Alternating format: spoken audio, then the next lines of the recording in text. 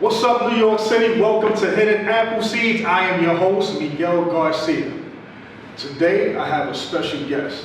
Talented individuals came together and formed a supergroup in a little after the mid-90s. That group was Black Diamonds.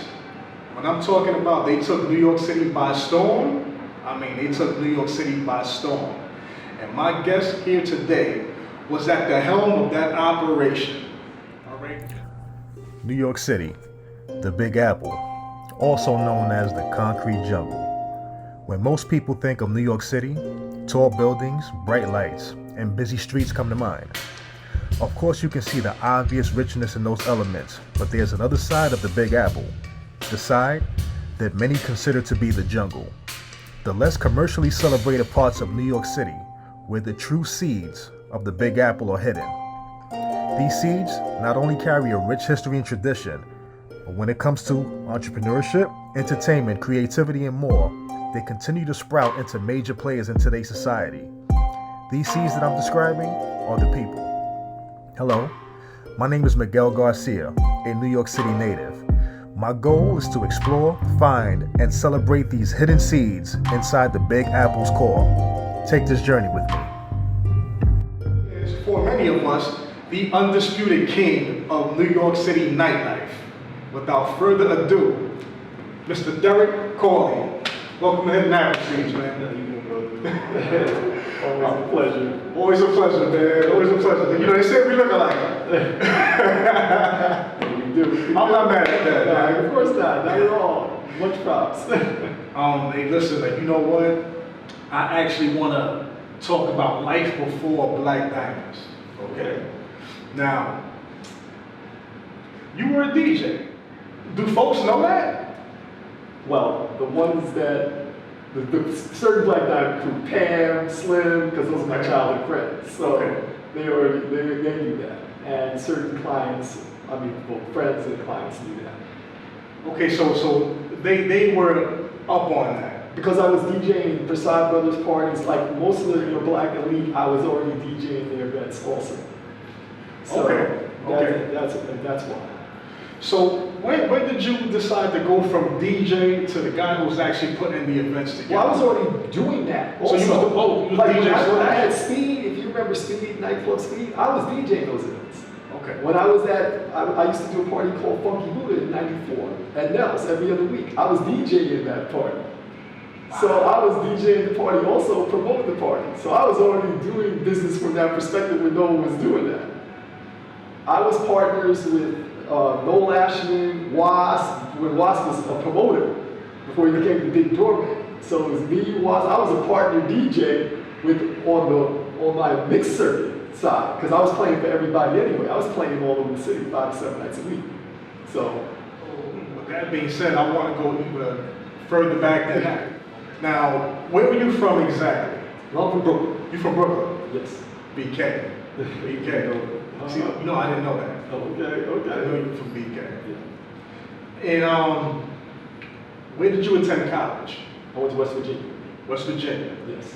Is that where the whole bug kicked in, as far as the party scene and stuff like that? Well, let me take you a little deeper. Please do. So basically, I went to prep school in North Carolina. Okay. So my mom allowed me to pretty much work at a bank in the summers. So I was already, when she go to bed, I was sneaking out my house and going to 4 or 5 clubs at night, just doing my study. Okay. So I had the bug then on what I would do. Even as a DJ, I wasn't a DJ fully yet, but being that, minorities back then, we had the family gatherings at the house, the music was being played, the food, everybody was going. So my grandfather had the 8-track, the turntable, everything. So, we would listen to everything. There was no segregated music. What was good music was good music. Everything was on the deck. So that's where my bug basically started. So okay, and I'm curious about something. What was your curriculum? Broadcast journalism. Broadcast journalism. So I used to work for Greg Gumbel, Brian Gumbel's brother. I went to Center for the Media Arts also. So, I was on radio in college, but I was also DJing in college at the nightclub around. I was trying to do all kinds of revenue streams. I was like all over the place, trying to be the banker during the day, DJ at night, all of it. While in college. It's crazy because like, you didn't pursue that. So like, did you deter because you caught that bug for the whole nightlife scene, the social scene? You know what it was? I mean, it's politics in every business. Okay. I felt stifled. I've always felt stifled at the corporate job. Like I got to work at the bank because of my mother during the day. I was at Merrill Lynch, I was at Bank & Trust, Merrill Lynch, but Bank & Trust is Deutsche Bank now, so if they know, just the politics of it all. I mean, there's politics, of course, across the board. I learned those lessons, but I always felt, hey, my actions are going to supersede that, which you don't really understand fully unless you're playing on those plantations, I call them now, at the end of the day. I get it. Now, what I want to do is fast forward a little bit now. Now, Black Diamonds like just has that stamp on New York City nightlife. How did that come about? Well, you already had, like I said, you had Prasad Brothers, you already had Pam, myself. We were already doing select, bourgeois events around town. So I was like, we could do this together. I mean, because I'd be DJing everywhere, I already knew every owner. I was friends with all of them. So I'm like, they're not open every night. So I already saw if they trust me enough to give me the night, we can have our own night around us, and then they'll all be the sprinklers at the end of the day. So that's how that came about. So it's just really, I always knew that let's put the team together. I tried to put different teams together, but always egos and personalities don't necessarily work out. But they handed me the reins, the partners, they were like, yo, listen, I mean, I don't know if we can be on 45 to 7 nights a week, but you go ahead and do what you do. And that's how it came about. And that was the thing that got me. Like, you guys had sometimes 2 parties in one night. You definitely had like 5 parties within 7 days. I'm like, how do they do this? And you must have you're just not the okey doke promoters say, hey, we're doing a party. Like, you really had business structure. Yes. So and you had a team with individuals just playing different roles, right? Yeah. Well, most of them, like I said, they handed me the reins. They did. Most people didn't believe you could even do 5 seconds. But see, as a DJ, I was already doing double doubles. Most people, I was doing an after work party. You were used to it. And then going to DJ my late night club gig. It was all, if you had structure to it, it was never a problem to me. How did you get the team to buy into that? Well, I mean, like I said, they let me do what I need to do. If you notice, I put other teams together, even though it was Black Diamonds. Like I had Tammy Ford on certain nights. Different groups who I knew were talented. Like Tuesdays at Cessa were me, D. Prosper, as you know, does Soul in the Horn, and another partner. He works at HBO now. I mean, we've been in the film business. He's not, So I knew to bring out more people on top of my base because I was already a big anchor to the nights. Because I was everywhere, and they all added, like they were just able to send their friends who were in town, because, like I said, they were your bourgeois elite, so they had clients coming in from out of town to stay with them or whoever all the time. So that's how that was able to work. I always made sure, my whole thing was to keep it fresh. Keep the base clientele, 200-300 coming out, and keep y'all seeing a revolving door of dope, cool people coming in, especially around the base, with heavy women. And there's only a select group of guys that they would even tolerate. So I was always very selective about how I was bringing that info. People were like, yo, can you bring some more men? I'm like, if I bring in more men, you'll be like, these niggas are whack. Why you disturb me with this shit? We got our own money. We don't need anybody sweating us and offering drinks. We buy our own drinks, and if it makes sense. So it was a strategy that I had in mind and knew could work because of all the venues I had. Because all the venues were never anybody black on that heavy rotation. Only those selects could get in on the nights, on the other nights anyway. And I find that to be more challenging, like, with being, I would say a respectful derivative, coming from, like, the stuff that you were doing, it's more challenging to have a weekly event. So I can imagine having 5 days out of the 7 days that were granted, okay? Now, I compared what you were doing versus what the black and golds and the gators were doing, I'm like, okay, you know what? I think what they have going on, I would say that that's a lot easier compared to what you were doing, which to me is what made, Black Diamonds amazing. Right. Like how can you bring them out every day like that? Like you got these people believing in your product. What was the tact behind them? Like what made them buy into your product? Like Well, that? because first of all, it was a selectivity of the audience. It wasn't just anybody. Okay. And the venue. First of all, the venues I knew they could never get into or had where it was us. Yeah. Where was any black folks mingling on that level? They all had money, but where were they able to party at together? Just us looking at each other, network, mingle, where? Be proud. Yeah, be proud of it, knowing that there was no crazy shit going on, that this was good, something was gonna jump off. Where? They didn't have it. I had all the A+ spots, because like I said, I was a DJ for all those owners. I was their resident. So the owners, they already believed in you and your mindset. When I approached them, yeah, because I was their friend. Like when I DJ for them, I was at the gigs there. We'd be chopping it up an hour early. I'm not that black person that was on late. I was on an hour ahead of time, like going over stuff, and then they would see me. I was there on other nights. Like if their DJ could not be there, they would call me because they were my friends to come in and cover. So I already knew what was going on if I ever had any time off. So they trusted me impeccably on that. I was always there with them. So. It's a double back. This is not to knock all, the legendary promoters that I just mentioned or whatnot. It was just a different way of doing things. I was more impressed with, that particular team that was doing stuff on a weekly basis and bringing out the masses. And not only bringing out the masses, it was a certain quality. Yes. I recall being a young pup. We were your successors. Some club owner convinced us, that it would be a good thing, to hand out flyers at an event that you were doing, and the venue was Metro. This is actually when I first met you. I don't know if you remember this. See, the Derek Corley, I don't know if it's the same Derek Corley as back then, the Derek Corley today. So I'm handing out flyers. And this is only because owner says, okay, hey, listen, they have 3 consecutive parties here. You guys have the next one. Which I'm like, wow, like, you know what? I can kind of see if we can take advantage of that because they already have this momentum going. Okay, so, we may get a little bit, maybe a lot of that. All right, so, why not? I bought into the whole thing. I'm the young guy. Right. Okay, so I'm handing out flyers, long line out there, beautiful people.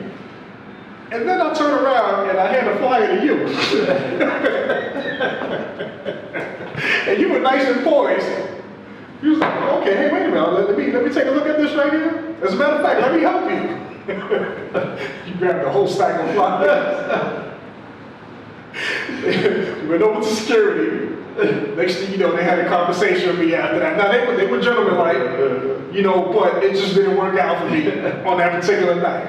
And I'm just like, hey, but this guy's the real deal. Like, I always heard about you, but I've never seen the face. Right. Right. And like, that was my introduction to Derek Corley. Like, he really handled that like a professional. But then after that, I started watching. And I see that you had this beautiful audience coming in, but then we started to attract that audience that you did not want. And I would just see you like, hey, no, this is not happening tonight, and you would go right back inside, and these guys would just freak out outside. This is how bad they wanted to be at your party. But mind you, that guy was not dressed correctly. They was probably willing to buy 20 bottles, everything. And this segues to my next question. What do you think ruined that good type of quality party? You have, if you, being that you did your own events, so you can relate to this. Owners keeping me away, trying to keep me away or go inside, playing games with my brand. They're like, oh, you're the cause, this security person. No, I'm not the cause. Your security is the cause. I know what I'm doing. I was never about keeping lines. If I did have a line, it was always orderly, and I always got everybody in the building. I never played that game. I'm not sitting out there ordering for bottle service. I need to force the bottle service. I wasn't worried about that. You had to go to the VIP. You know what you're going to do to get into VIP. If you were, I knew your spending habits already. I knew it was stuck with what, why, and where, and when. So it was a game of them, oh, you're causing the backlog, this and that, pointing fingers, ruining the operation. And that was, I had to sort of play it to a certain extent, but that's when, and then like I said, not being able to have the venues that, you were accustomed to me giving you is also another factor. You've already been to everything, so if I'm not giving you anything dope and I'm only having spaces that you've already been to, it makes no sense. Right. You can't maintain your brand of excellence when they want you to bring it to a revolving door of stuff you've already been to. Like the Tajes and all of them, they were like, well, you can do this shit. I said, my guests have already been here. They've already been here a number of times. They loved me because I was taking them places they hadn't been, places they couldn't get into on a regular basis. So showing them something they never saw before. Those were always the challenges, even with certain owners, like, oh, you're the reason. I'm like, no, everybody's gonna come up, but they already know my rules. So what's the difference? I know we get it, how to get it in, keep the front clear. But everybody's like, no, let me point a finger, let me stop this operation. And I'm happy to sit inside if you see me go inside, because you never used to see me go inside, ever. Unless it's the end of the night, everybody's in it. That's the only time I'm going in at the end of the day. Or if Eddie has it under control, or Kelly, whoever I had out there with me, then I'll go in and make sure everything's good, but the team always had it inside. That was their job. That was how we ran it together. And I would say that for many years, and like you can tell that the intentions that you guys had, to keep it solid, like you had a long reign of keeping it that way. And from an antagonist standpoint, I would say that collectively, like with the club owners, just like, just with hip hop and where things were going, I could imagine that it started to become more of a challenge. Yeah, you know what? No, but that's why I had those nights. If you notice, I always had my Sunday night. Me and Tammy had our Sunday night for Dress Down, for the bosses and lieutenants. There was always targets for different nights. Because if you notice, we always had the key Dress Down people at our events in there. If you notice, if there was any Dress Down person, it was either music industry exec that you knew, not just any random. If there was exception being made, it was because of that, because I was able to make some exceptions when it got later on down the road. It wasn't as tight to where, okay, everybody's got to be perfect. But then, again, those challenges were there to where you had owners letting in who they wanted to let in on top. I'm like, no. Like at Cessa, I told the owner, you're going to fall back. I told him, my two rules outside, your rules are going to take money and pay off. So there's going to be a shootout or something, as you saw at NV. But that demise. Yeah. And I told other securities all the time, you can see me, yo, we were getting so much bread. I'm like, yeah, that's why your venue's not there anymore. You got all that bread, and that's none of your concern. I always paid my security well. Back then, I was giving them $150 per person. Whoever worked for me about front. Right. And if you're not happy with your money, you're not working here. There's only two people getting the money: the promoter and the house. That's it. But as you notice, all these other promoters allowed them to rule their doors because they were scared to tell their own clients. I'm sitting there looking at you guys. You got Mars. You got Supper Club. What are your people have nowhere to go on this nature. Why are you afraid to not tell them what's up? If you can't pay, too bad, you're not coming. That never made any sense to me. That or how they control the DJ, just doing whatever they want, having whack party, DJ ruining the party. I never understood any of that. You're bringing the money, you're making sure everybody's making money. You run that environment, you know who you're bringing to the table. Why are you listening to anybody else? Now, I want to speak to bottle service. Like, do you think that played a part? That ruined in killing the party, actually? No, I mean, not if I was in control of my night. That didn't kill it. Because think about it, Chaos, I broke Moet Nectar in this market. When, from White Star to Moet Nectar. Okay. I was selling 20 cases every Sunday over there. Okay. So that had nothing to do, and I didn't force it. Like I said, I didn't force a bottle sale over there. They knew who wanted to be up in VIP. They're going right up to VIP to do what they do best, and all other seating. So these white folks ruined it with the bottle service, holding lines and doing all that nonsense, trying to get money out of folks. I'm like, you have an A+ venue. You really think you have to beg people for that? The only people that you should be smashing up for bottle service are the ones that maybe look in between or out of town, or if your doorman really is doing the job, not playing it as if he's the leader of your friendship club, This is how you explain you can come back to my club after a bottle service, or if you want to come with your guys, you can buy service. But there's no need. You have an A+ club. They never had to force technically bottle service at your house. Right. You turn them away, get them in if you're gonna get them in, or turn them away. Anybody you tell that needs to spend this to require it, that's because they're not going to cause problems, or they haven't. But you with a group of guys, I need you to spend this to come. Anytime I had a group of guys and I knew, I'm like, I need this. You come with 10 guys, you all need to buy this amount of bottle service, so don't come. Simple. Right. But why would you have to force that? That's something that's already in place.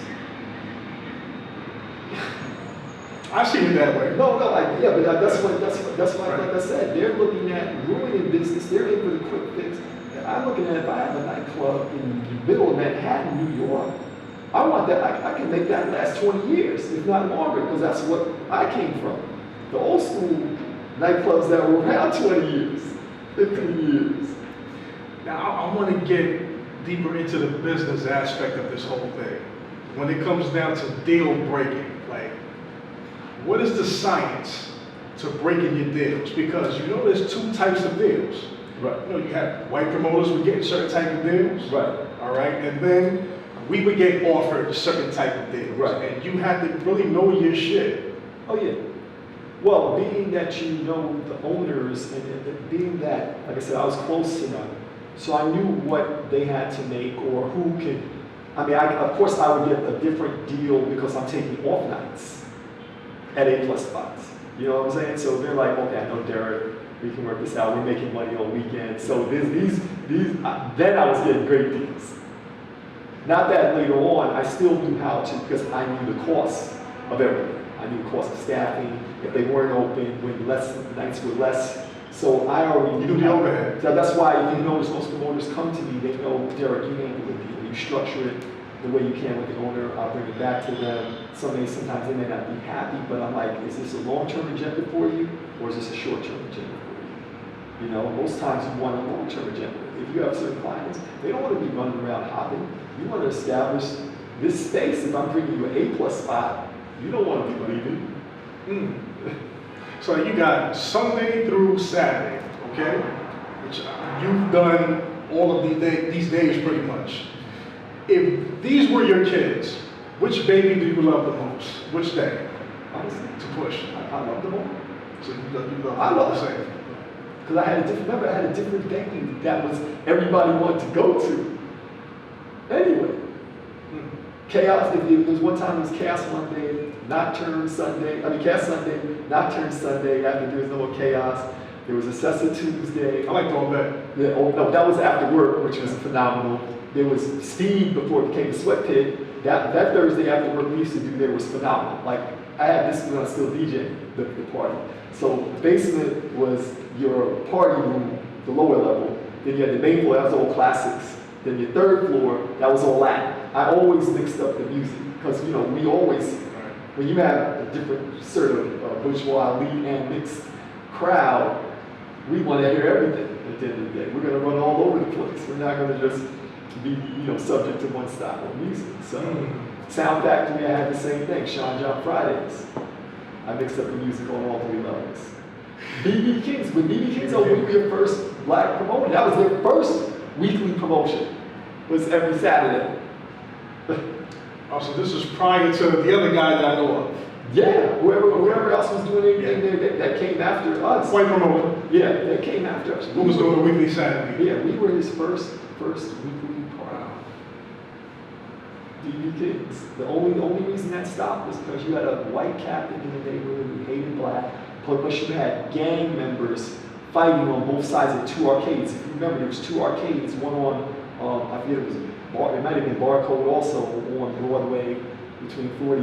I remember Barcode. Between 42nd and 43rd, and then you had the arcade something on the corner of 8th and 42nd Street. Which is playing in Hollywood as well. Planet Hollywood was on. Next to Barcode's right next to Planet Hollywood. Yeah. Okay. So you had, but there was death raining down, and the captain sitting there. You had a black sergeant, but she was like, "This is beautiful. Why are we even messing with you?" At the end of the day, out here, but it just, he hated black so much, he didn't care. This is like what I want to talk to you about. we came in like in the early 2000s. I'm talking about your successors, right? And unanimously, you know, we agree that as a predecessor, like Black Diamonds, Derek Corley, like you inspired, you know, like what we started doing after. Right. Okay, how do you feel about that? No, I always wanted to inspire. That's why I wanted people to follow. I always wanted to, I always was setting an example. You know what I'm saying? I mean, that was why you saw me work in the front and not in the party. So people could understand, take care of your operation because these are revenue streams. If you want to party, then take your day off or party after you know everybody's in and good at 3:30 in the morning, you know? So I never had, that was always there to help. Let me tell you, you were responsible for a lot of good parties that you did not do because we were trying to be somewhat like you. No, I understand that. I'm glad, I'm flattered. You know, it never, you know, it was always to inspire, especially us as minorities. You know, and I just think like, well, like, so like this platform right here, definitely want to give you the flowers. Like, you know, and it's not like you're no longer doing stuff. Like, you're still currently doing a lot of things. Like, you wear a lot of hats. You know, can you talk about like what you're into now?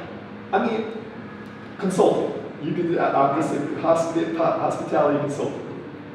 So I'm still across the board. You know, running operations is what I do. Management, numbers. I still do the same thing. So it just depends on who needs my services or will acknowledge they need my services. I manage a couple of artists right now. I mean, I very rarely manage anyone. The last artist I had was a 13-year-old. Okay. And he was going to sign him when he was 16, actually. But he gave him 9 songs. He had 2 more to give him, 3 more to give him. He ran away again. Managing would be pretty rough, man. Well, but he understood that I'm not a babysitter. I'm your manager. Like I had 50 shows between 13 and age 14, and 50 shows between 14 and 15. He was performing at Joe's Pub. He was at BB King's. This is a real talent. I mean, to mess with a 13-year-old, first of all. Yeah, he has to have something. Right. So, his ear was impeccable. So he ran away, and now he's another statistic as most black artists are. There he's in the grave, you could say. He's not dead, but almost. But now I got 2 more artists right now. That one pop, one hip hop. That they're really, really amazing talents. So. And for you to put your energy behind someone, you know, they must have something. Yeah, especially when the music is dark now. You can't put the names out there right now? Oh, no, I can give you his, one is Gatsby by Gatsby, that's his IG page. We're doing a live show with him this Sunday. He's doing a live show actually on a rooftop in Brooklyn. So he captured for, and what's great about Gatsby, he's an entrepreneur. He owns his own charter jet company. So this is, you know, talented, and other artists is Punchline Q. He's a real lyricist. At the end of the day, that's why, you know, he's great. His wordplay is current but old school. Okay. In those regards. So that's okay. So he's pretty much he can bridge and attract both. Yes. And Gatsby, what's great about him is he's pop. He's like a Bruno Mars, Michael Jackson. So he covers all ages. Like this is not something we can sit down. You can have your daughter. Did they come to you? Where did you find them? I was introduced. Okay. I was introduced to both through 2 different friends. So when Gatsby, when we first met, he didn't have what he has, the album he has now. I was like, look, come back to me when you have something. When I heard what he put out, Most High gave him a special writing skills on this album. So I was like, I can mess with you now. We can do this. And I'll tell you, you know what I'm waiting on? Guess what? You just take a guess. What? I'm waiting on the documentary. Well, I was just telling Mel, I'm creating a gallery right now. I have 15,000 images, so I've got 4 albums now done. So that's like 5,000 downloaded to the website.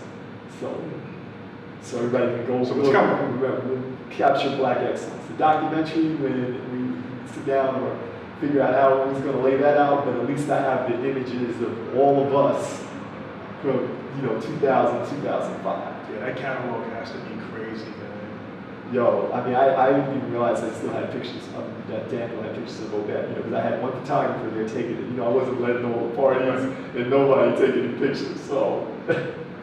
You was actually shutting them off.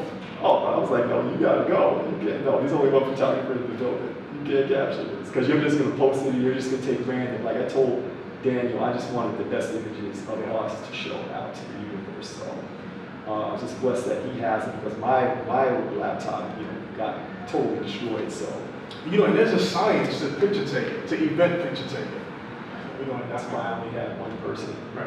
My only regret is I wish I had the videographer there at the time. Because I was trying to be so secretive, and most people didn't necessarily want to be captured. Like I was telling Mel, I got a picture of Derek G at ESPN, and he's like, "Oh, you got me." His old look is like, "Oh, you got me." That's big time. Got Tracy Morgan, got a lot of rappers. You've got to have everybody. Well, it's still hard for somebody to get pictures. Most people weren't giving you the images, but he was still able to capture some amazing shots and some amazing. Yeah, kudos to him. Yeah, Kudos to him. I'm pretty sure that they was just doing their thing. Yeah. Not even trying to be there for the camera. They was just really in their zone. Yeah. So, But you know what? It's best when it's like that. Exactly. That's what I said. When people can see Gina, they're gonna be like, "Oh, I was caught." The whole look says the whole thing. And then we got.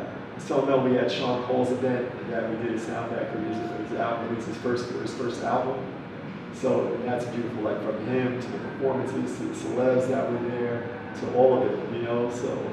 See, so now in your events, when it came down to celebrities, it was actually a negotiation that took place as far as like you're connecting with a record label, or how did this happen? Did you pay for the artist? No. This was all. This is what I'm getting. This was all word of mouth or connections. Everybody somewhere was connected, and they trusted. Oh, Derek's here. I can send my client here. Most people trusted enough for what I was building to. They were just coming. That's what I got from you. Yeah. And it's like, I've done events, and I'm not going to say that it was star-studded, but here and there, I was getting these celebrities to come out, whether A-list, B-list. Right. And like I said, it wasn't happening all the time, but when it happened, to me, I'm like, okay, you know what, I'm doing something good over here, because I didn't have to pay for these people to be here. And I've noticed that at your events. And I also know the other folks that pay. They were paid. Slut their party out, and I'm just like, man, I don't really want to be a part of this. I'm not saying I've never done that before, but it was just not my thing. But if you do it selectively, there's a difference. If it made sense, then I could have seen doing it. If the price was maybe reasonable, I mean, not at that Black Diamonds time, I didn't have to pay for anybody. But after that, people always calling me, dude, what do you want this? I'm like, well, you charging me this? What do you guarantee me? I'm like, who's coming to the door?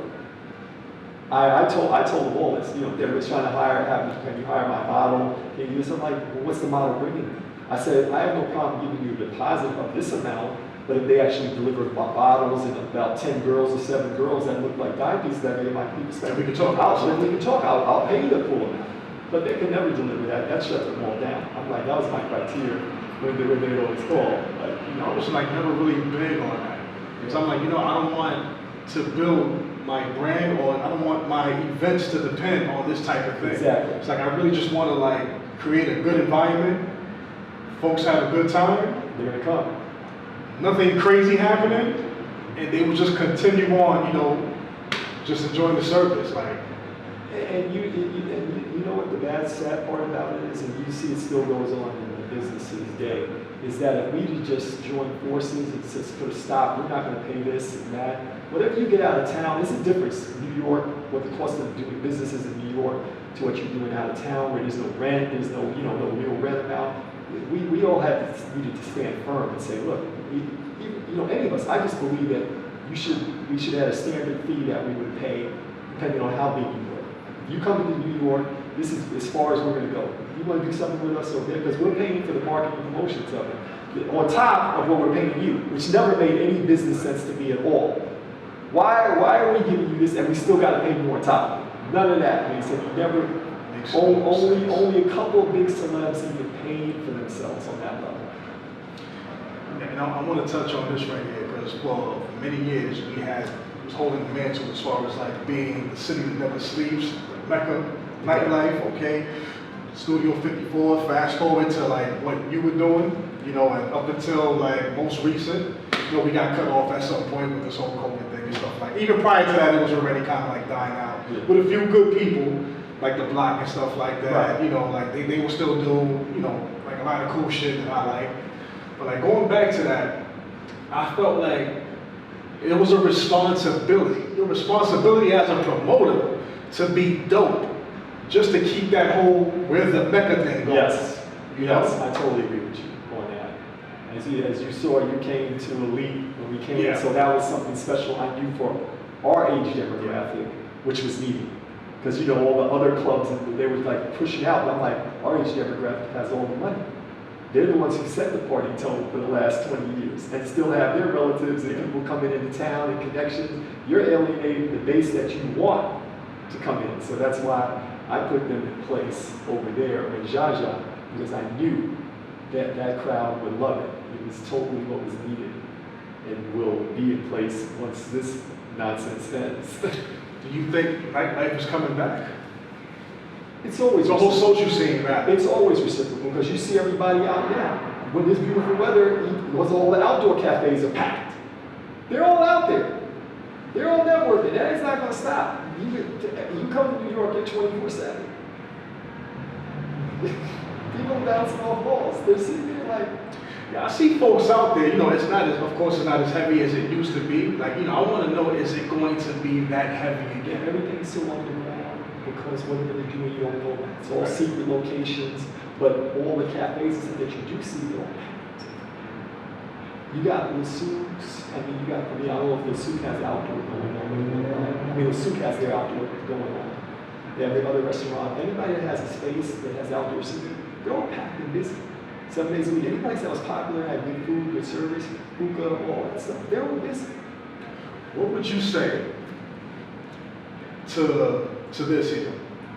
Black Diamonds were like the Huxtables of nightlife. Would you agree with that? Of course. Okay. Oh, we're before the Huxtables. Before the Huxtables. But you get it. Yeah, no, You get it. of course. You just couldn't just walk up to your party, especially like, you know, like a little after the mid-90s and stuff like that. Of course, like, it turned into something else after, like, you know, you kind of have to, like, you know, get with the program with what's going on out here. It's just hard because everybody else will just flush you away if you don't do certain things. But you had that integrity for many years. Folks could not just walk up to a Black Diamonds party thinking that it was sweet, like you would just get in. They all funny old thought. Their friends all told them because most of them were like, "Yo, I'm going with you." Derek, they tell them Derek is not going to let you in. Derek is not going to let you in. They told them. They still thought they would try. Have you ever got into like altercations behind that? Oh, plenty of people wanted to kill me, but I didn't give a fuck. To be honest with you, I had my Brooklyn mentality, and I'm like, listen, I'm not asking you for your money. I'm not begging you. I have my own clients. So if you can't respect me, go do your own. I tell them this all the time. Go do your own parties. Decide who you want to come in. This is what I'm going to turn to the camera on now. When your party is so dope that someone wants to kill you, all right, to get in, that says a lot about your legend right there. And I'm pretty sure like you had a lot of those nights, right? Hey, I mean, they listen, like I told you, if it was anything was going to happen, it was going to happen. I didn't care. And they knew that if they did take me out, they were going to have nowhere dope to go anyway. You know what I'm saying? So, Fucking everything. they were not going. Where would they go? Who was going to provide them what I could provide them? Nobody. Nobody at the time. And it wasn't, like I said, it wasn't about being disrespectful. It was about, if I don't maintain control, I'm going to get shut down by the owner, or I'm going to get shut down by the police. If they can understand there was rules to this, because I wanted you all to experience what I experienced coming out in New York night. My 5 years of sneaking out my mother's house, getting this, that's what I was able to show you guys. I went to four clubs, 5 clubs every night. Punk rock, rock and roll, gay, straight, just to see what I would do, just from a DJ perspective, music-wise. If the DJ lost the dance floor, what would I do to keep the dance floor? What would I play here? Different situations. You know what I get from you? just like prior to this and chopping it up now, like you really love what you've done, you really love what you're doing, you love this whole social scene thing. Like this is your lane. You could have let this shit go a long time ago. Like, you know, you kept this going. Like, you still got your hand in it. No, I do. Well, because like I said, I love delivering the product with excellence, if I'm allowed to. You know, it's like it's game playing, and people need to see that. Everybody's living in a vacuum of, they're not even aware of who they are. They're living in a fake narrative with social media, Facebook. They don't know who they are. They're trying to be something. It's the land of make-believe. Yeah, exactly. They're all in Alice in Wonderland. They're trying to follow people that have already sold their souls. They don't understand what the price is that those folks are paying, and that they're miserable. And the folks that are trying to be something they're not, they're already miserable too. So we only have one life to live. We don't know how long the Most High is going to keep us here. We want to enjoy it every day. He gave us all gifts. But if you can't find out who you are to discover your gifts, you're always going to be miserable. Well said. Is ownership the goal? Like for a promoter? I'm sure you've been there. No, you should. You see the boys, they all own their own stuff. They all own their own stuff now. I'm proud of them. I'm happy. That's what you should have been doing for a while. I've been trying to tell my Harlem dudes this. I've had deals on the table for guys to get their own stuff. They look at me, no man, I don't know. What don't you know? You have a team around you that knows how to operate. We know what we're doing. It's a mindset, like, you know, when you have no fear of actually throwing an event, but that fear sets in when it's time to own something. But let me say this, why would it set in when you're constantly getting fucked over? Yeah. When you're constantly getting that should be the motivation. I think you go hard, like, hey, I want my own shit. Every time you've lost a place, someone's thrown you out, they've canceled on you. Listen, man, I made a lot of venues money. We've all made a lot of venues money. And that was, I walked away like that, man, like, you know what, I gotta get my own shit. It hasn't happened, but you know, man, that's definitely like, but you know what to do. You know what I'm saying? You know what to do. You know how to take care of the clients.